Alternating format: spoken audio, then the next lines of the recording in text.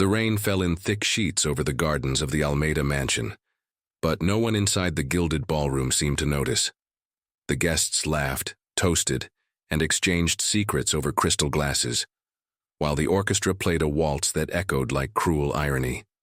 'Cause outside, almost invisible among the shadows of the rose bushes, a young woman shivered from the cold, her hands clenched tightly on the arms of her wheelchair, her soaked silk dress clinging to her skin like a second layer of loneliness.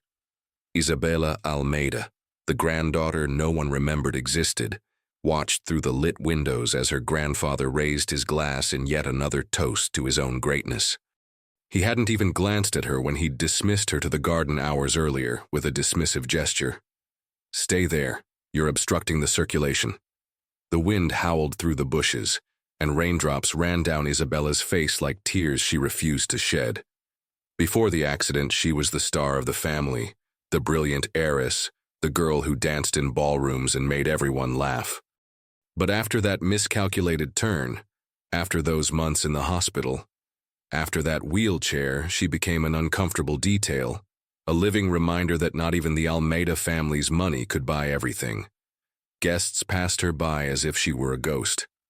Once, a child pointed at her curiously, and her mother pulled her by the arm, whispering, "Don't look, dear. It's ugly." Suddenly, a sound of footsteps on the wet grass. Isabela turned her head, her heart pounding.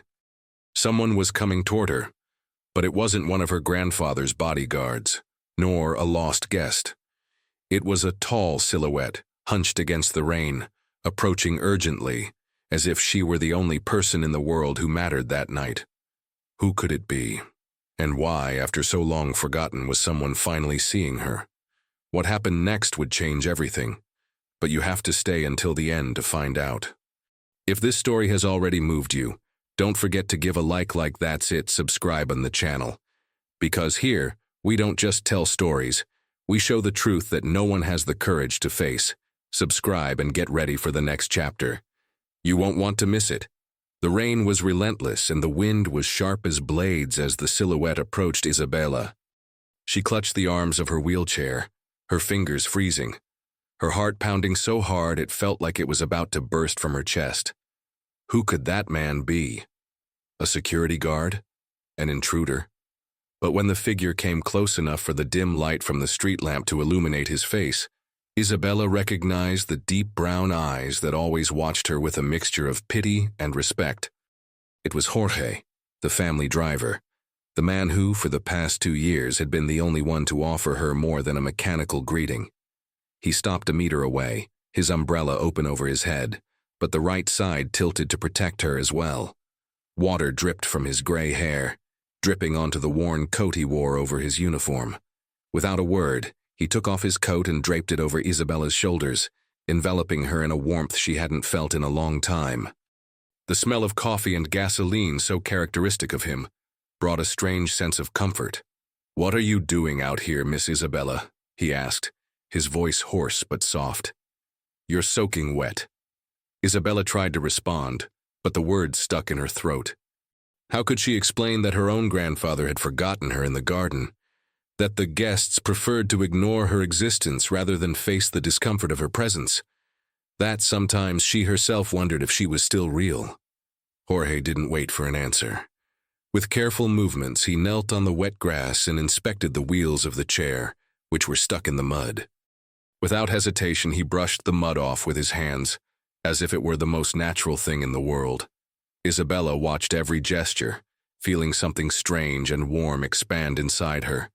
No one had touched her in so long. No one cared. "You're going to get dirty," she finally managed to say, her voice trembling. Jorge looked at her, his eyes shining with a sincerity that made her lower her gaze. "I'm already dirty, miss, and getting your hands dirty for someone is no big deal." He carefully pushed the chair out of the puddle and carried it to the covered porch, out of the rain's reach. Isabela felt the warmth of the shelter, but also the weight of the silence between them. Jorge wasn't a man of many words, but each one that came out of his mouth seemed to carry a deeper meaning. "They don't deserve you," he said suddenly, looking out the windows at the party. "None of them." Isabela followed his gaze. Inside, her grandfather laughed, surrounded by people who admired him, who feared him, who did everything they could to be by his side. She had been one of those people. Until the accident. Until she became a problem. "I don't know who I am anymore," he confessed, so quietly that it was almost inaudible. Jorge turned to her, and for the first time, Isabela saw something in his eyes that wasn't pity. It was understanding. It was as if he knew exactly what she felt, as if he too had once been invisible. "You're Isabela," he said firmly, "the girl who used to tell me about her books, who laughed at my bad puns, who saw beauty where others didn't. That hasn't changed just because the world decided not to see it anymore." His words hit her like a blow. Because it was true. She was still that person. She just needed to remember. Suddenly, the balcony door banged open. One of Grandpa's bodyguards appeared, his face ugly, his eyes cold. "What's going on here?"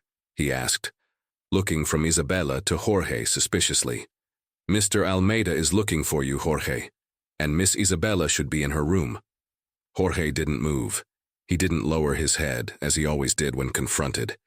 Instead, he stood between Isabela and the security guard, like a shield. "Miss Isabela is right here," he said, his voice calm but uncompromising. "And I'm not going anywhere until I know she's safe." The security guard hesitated, clearly unaccustomed to being challenged. Isabela felt her heart race. What would happen now? Jorge was risking his job for her, and for the first time in a long time, someone was on her side. But what would Mr. Almeida do when he found out? And how far would Jorge be willing to go to protect her? The rain continued to fall, and the wind howled like an omen. Something was about to change. Forever. The balcony door slammed shut, and the security guard disappeared into the mansion, but the damage was already done. Jorge knew that within minutes, Mr. Almeida would be informed, and when that happened, there would be no forgiveness. The old tycoon tolerated no disobedience, least of all from a mere driver. But as he looked at Isabela, soaked and trembling, Jorge knew he wouldn't regret it. Not this time. "He's going to fire you," Isabela finally said, her eyes shining with unshed tears. "My grandfather doesn't let anything slip by." Jorge sighed, running his hand over his wet face. "I know." "Then why did you do it?" He looked at her for a long moment as if measuring his words. "Because someone had to." Isabela felt something break inside her. It wasn't just loneliness, it wasn't just pain. It was anger. Anger at herself for letting herself be erased, for accepting being treated like a burden, and for the first time she felt something else. A spark of courage. "You can't lose your job because of me," she said, her voice firmer now. "It's not because of you," Jorge replied with a sad smile. "It's because I chose not to stay quiet again." Isabela didn't understand those words, but before she could ask, the balcony door opened again. This time it wasn't a security guard. It was Mr. Almeida himself, his face red with fury, his eyes bloodshot with a rage that chilled the blood. "What the hell is going on here?" His voice thundered, cutting through the air like a blade. Jorge stood up, placing himself between Isabela and her grandfather. "Miss Isabela was alone in the rain, sir. I just helped her." "You forgot your place, Jorge," Mr. Almeida spat, his fingers curled like claws. "Drivers don't talk to their families, and they certainly don't touch them." Isabela felt her stomach churn. She knew that tone. It was the same one he used when he wanted to destroy someone. "He just helped me," she tried to say, but her grandfather didn't even look at her. "You're fired," he said, turning to Jorge. "Get off my property, now." Jorge didn't move. He didn't lower his head. He didn't apologize. Instead, he looked Mr. Almeida directly in the eye and said, with a calmness that even frightened Isabela, "No, sir." The silence that followed was so thick it felt suffocating. Isabela held her breath. No one challenged Mr. Almeida. No one. "What did you say?" the old tycoon asked, his voice dangerously low. "I said no," Jorge repeated without backing down. "Miss Isabela doesn't deserve to be treated like this, and I won't stand by while it happens." Mr. Almeida stepped forward, his face so close to Jorge's that Isabela thought he was going to hit him. "You have no idea what you're doing," he hissed. "I can destroy you." "You've already destroyed a lot," Jorge replied without blinking. "But you won't destroy her. Not while I can help it." For a moment, Isabela thought her grandfather would explode, that he would call security, forcibly evict Jorge, and lock her in her room like a prisoner. But instead, Mr. Almeida merely laughed. It was a hollow, joyless sound that sent shivers down Isabela's spine. "You think you're a hero?" he asked with a cruel smile.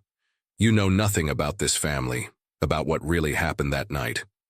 Jorge didn't answer, but Isabela felt her blood run cold. "What night? The accident? What else was your grandfather hiding?" "Get out," Mr. Almeida ordered, turning to Jorge. "And don't come back, or I'll make you regret it." Jorge looked at Isabela, and she saw something in his eyes she'd never seen before. Fear. Not for himself, but for her.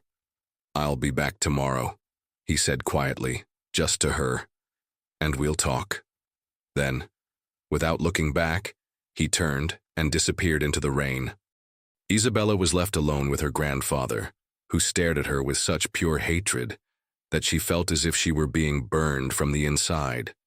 "You go to your room," he said, his voice icy, "and you don't come out until I decide what to do with you." Isabela wanted to scream, wanted to fight, wanted to demand answers, but the words died in her throat. Because deep down she knew one thing. Jorge had risked everything for her, and now she needed to find out why. "What about you? How far would you go to protect someone you love? Leave it in the comments." Isabela's bedroom door slammed shut with a bang that echoed like a gunshot. She stood still, listening to her grandfather's heavy footsteps retreat down the hallway, followed by the metallic sound of the key turning in the lock. She was locked. Once again. But this time something was different. This time she didn't feel defeated.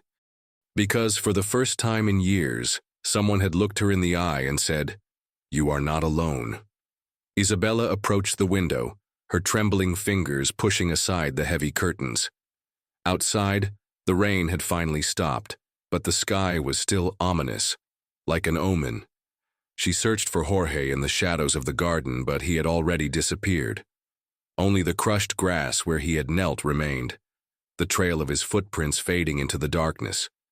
He said he would come back tomorrow, he thought, pressing his hands to his chest. But what if he didn't come back? What if his grandfather had already done something to stop him? A noise in the hallway made her turn sharply. Footsteps. They weren't her grandfather's. They were too light, too fast. Someone was knocking urgently on the door. Isabela approached, her heart pounding so hard it hurt. "Who is it?" he called, his voice low.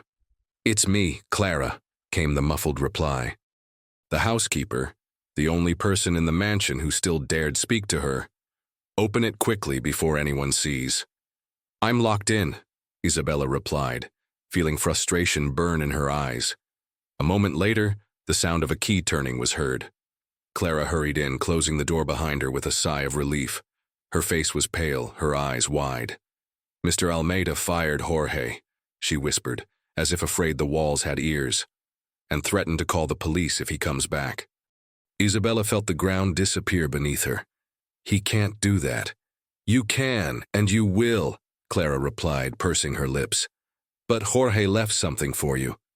She pulled a crumpled, dirt-stained envelope from her pocket and handed it to Isabela. The young woman's hands trembled as she took it. Inside was a hastily written note. "Trust no one, not even those you think you know. Look for the safe in your grandfather's office. The truth is there. Jay."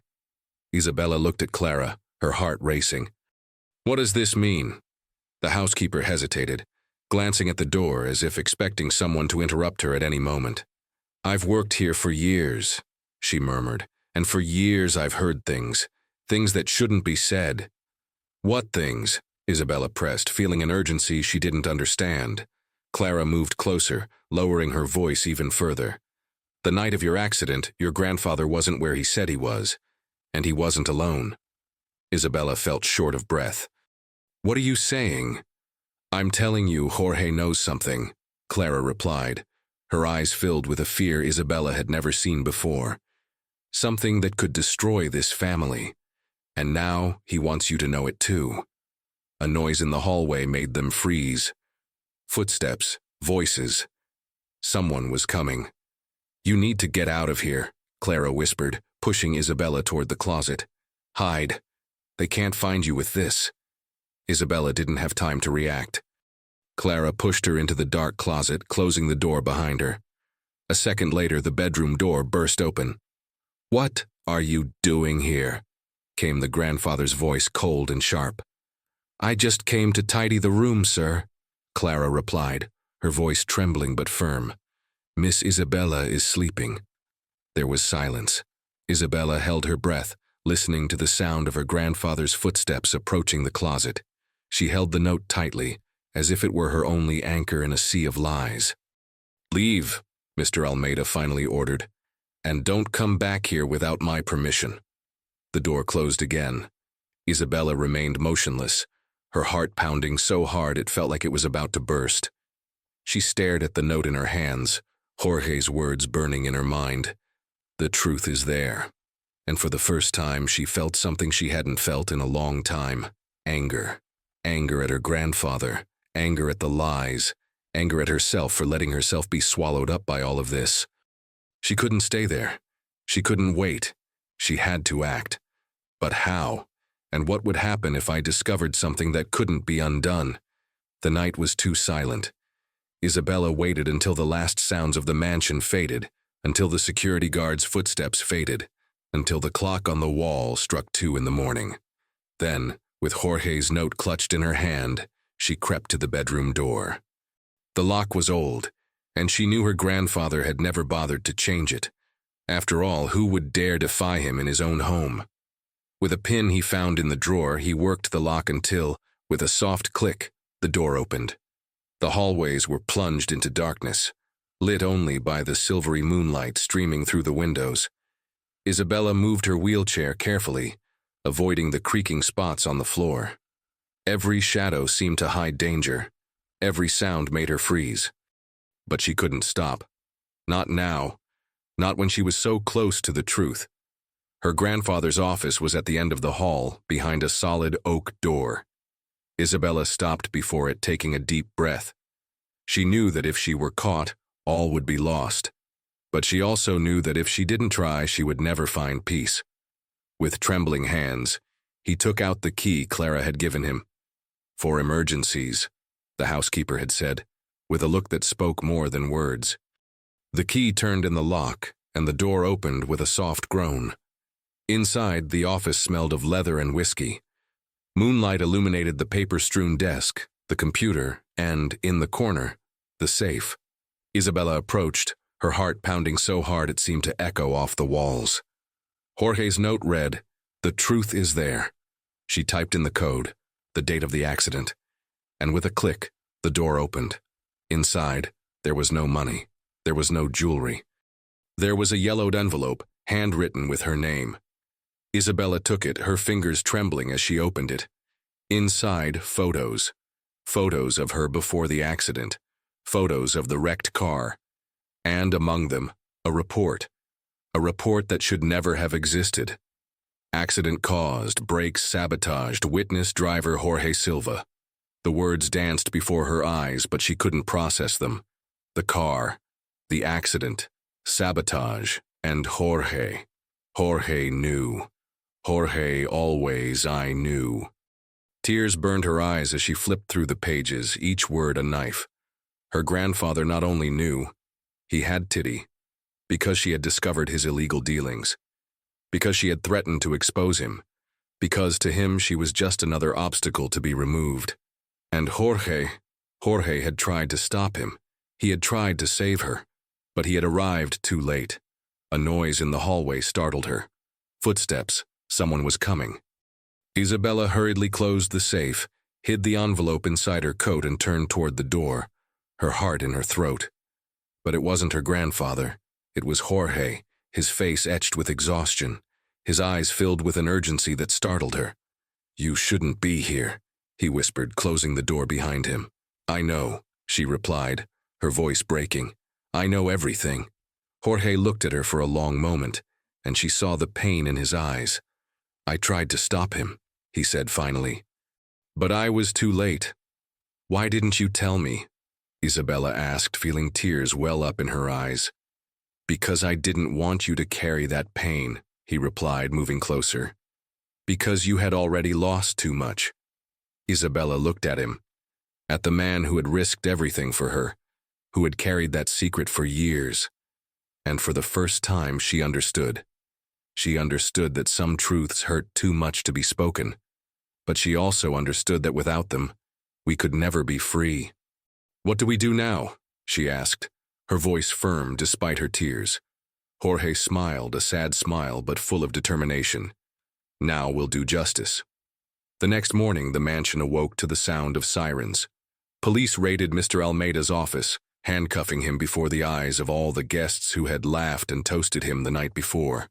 The evidence was there, in the envelope, in the documents, in the witnesses Jorge had helped find. The old tycoon's empire crumbled within hours.